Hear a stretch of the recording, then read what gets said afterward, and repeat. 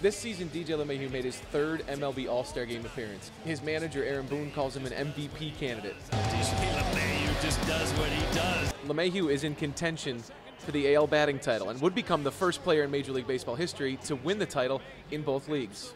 This week, he's home. What do you remember about playing here in a Rice uniform? Played here a championship game in Catholic League, and this was, at that time playing here was like, that was the World Series. I was playing here. I had a lot of students come to the game, big game, so obviously it was really cool playing here then, and being here in the major leagues obviously is special too. That one is skied to right field and deep. Going back, Pinder, ball game. He walks it off. 1,201 hits, and you've never actually had one here. How does that happen? Hopefully I can cross that off the list tonight. Yeah, that'd be good. We got something cool for you. This is the very first look at something. Probably could have unpacked it. That would have been a little easier. No, that's awesome. That's awesome. It's the first Yankees bobblehead. First Yankees bobblehead. Thank you. Savages in the box. That's legit. Inside out. With the Yankees in first place and close to clinching the AL East, there's one thing on LeMahieu's mind: winning.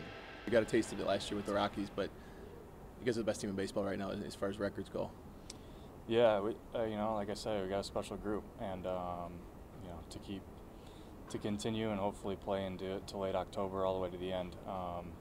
That's everyone's goal, but I think it's realistic for us. And I think we've had a good year up to this point, but I think it'll be a lot more fun here in the next month.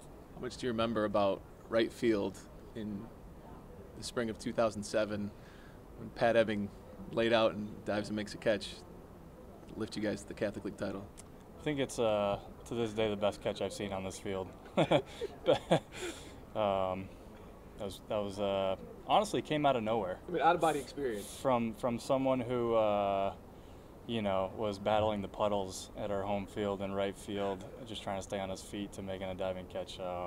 Pretty memorable. Do you remember who hit behind you? Because you were leadoff at Rice as well. Who hit behind you when you guys would have played here? Because it's Judge in the lineup again tonight behind you, right? Yeah, I think